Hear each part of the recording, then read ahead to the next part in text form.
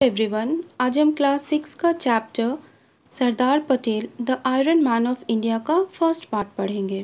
तो चलिए स्टार्ट करते हैं। Before you read, great men are remembered by their heroic deeds which transformed the society for good. India is a blessed country where many great souls were born who fought and brought about peace and unity to a country. Sardar Vallabhbhai Jhaveri Patel has been one of among these national heroes. जो महान इंसान होते हैं वे अपने heroic deeds यानी वीरतापूर्ण कार्य के लिए हमेशा याद किए जाते हैं और वे अपने अच्छे कामों के द्वारा सोसाइटी में परिवर्तन भी लाते हैं। इंडिया एक ब्लेस्ड कंट्री है जहाँ बहुत से महान आत्माओं ने जन्म लिया और वे भारत की शांति और एकता के लिए लड़े और भारत को एक करने में कामयाब भी हुए। उन्हीं में एक हैं सरदार वल्लभ भाई पटेल, जिनके बारे में आज हम पढ़ेंगे। Vallabhbhai Patel was a man of strong will and words. He was born on October 31st, 1875 at Nadiad, Gujarat. Sardar Patel had no formal education and helped his father in the field, plowing and sowing seeds and also learning arithmetic tables taught to him by his father.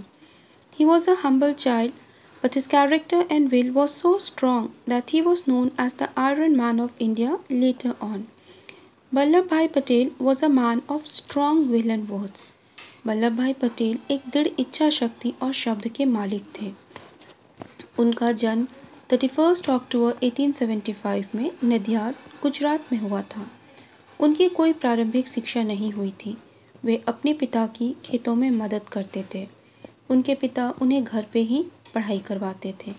वे बहुत ही नम्र स्वभाव के थे, लेकिन उनकी इच्छा शक्ति और उनका चरित्र इतना स्ट्रॉन्ग था कि बाद में उन्हें भारत का लौह पुरुष यानी आयरन मैन ऑफ इंडिया के नाम से जाना जाने लगा था। There are numerous incidents of his childhood which made him the Iron Man. These incidents of his lifetime made the prophetic leader of India popular all over the world. He was born mentally and physically strong, and that carried throughout his life. It was his intelligence, devotion, hard work and patriotism that made him Iron Man. उनके बचपन की बहुत सारी घटनाएं हैं जो उन्हें iron man बनाता है। उनके जीवन की ये घटनाएं उन्हें विश्व में एक ऐसे लीडर के रूप में पॉपुलर बनाता है जिन्हें भविष्य देखने की ताकत हो। वे जन्म से ही मानसिक और शारीरिक रूप से बहुत मजबूत थे और उनका ये क्वालिटी उनके लाइफ टाइम उनके साथ रहा। उनकी इंटेलिजेंसी यानी बुद्धिमत्ता, डिवोशन यानी भक्ति भाव, उनका हार्ड वर्क यानी मेहनत और पेट्रियोटिज्म देशभक्ति उन्हें आयरन मैन बनाता है। Let's know how he earned this. Once in his childhood, he got a boil in his armpit, and during those days in his village, the people used to go to a man who could treat this. This man used to treat boil by putting a hot iron rod in the affected area. The man thought that Patel was very young, so he was a little reluctant. चलिए हम जानते हैं कि उनके कुछ गुणों के बारे में जो कि उन्हें आयरन मैन बनाता है। एक बार बचपन में उन्हें आर्मपिट यानी काख में एक फोड़ा हो गया था। उस समय सभी गांव में एक आदमी के पास जाते थे जो कि इसका इलाज करता था। वह आदमी गरम रॉड से उस अफेक्टेड एरिया यानी उस फोड़े पे को दाग देता था और फिर उसका इलाज करता।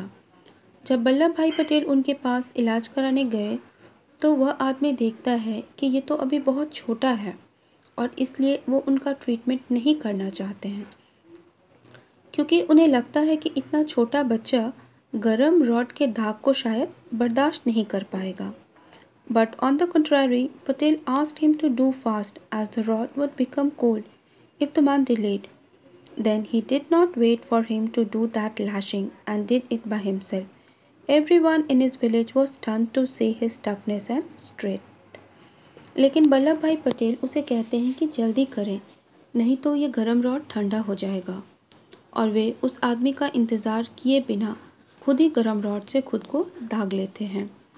तो गांव में जितने भी आदमी थे जिन्होंने इस घटना को सुना या जिन्होंने इस घटना को देखा, वे सभी सन्न रह जाते हैं कि कितना टफ है। He was such a great hard worker that he borrowed books from lawyers and within a time limit of 2 years he completed his studies. From his tender age only, he was physically very strong. He used to keep fast twice a month, and those 2 days of long fast he did not take food and water. तो वे इतने hard worker यानी कि मेहनती थे और उन्होंने एक वकील से किताबें मांगकर 2 साल के लिमिटेड टाइम में अपनी पढ़ाई पूरी कर ली। वे बचपन से ही शारीरिक रूप से बहुत मजबूत थे। वे महीने में मंथ में 2 बार उपवास रखते थे और इस 2 दिन में वे ना कुछ खाते और ना ही कुछ पीते थे। मीन्स वो निराहार निर्जला उपवास करते थे। He was a strong believer of vegetarianism and he pleaded for it his whole life. He gained mental strength when he was studying in England and finished his studies in just a few years. Everyone was amazed to see a guy topping every examination who did not even have any formal education. वे शाकाहारी भोजन ही करते थे। वो शाकाहारी भोजन करते और वे अपने लाइफ तक इसी भोजन को बढ़ावा भी देते थे। उन्हें मानसिक ताकत तब मिली जब वे इंग्लैंड में पढ़ाई कर रहे थे और उन्होंने कुछ ही साल में अपनी पढ़ाई को कंप्लीट कर लिया। सभी आश्चर्यचकित रह गए कि एक लड़का जिसने कोई प्रारंभिक शिक्षा नहीं ली, जो बचपन में स्कूल नहीं गया था, वह किस तरह से सारे एग्ज़ाम्स को ना सिर्फ पास कर रहा था बल्कि टॉप भी कर रहा था। In 1909, Patel's wife Jhabera was hospitalized in Bombay, now Mumbai, to undergo a major surgical operation for cancer. Her health suddenly worsened and despite successful emergency surgery, she died in the hospital. 1909 में पटेल की पत्नी झबेरा बॉम्बे के hospital में admit थी। वहाँ उनका cancer का operation किया गया था।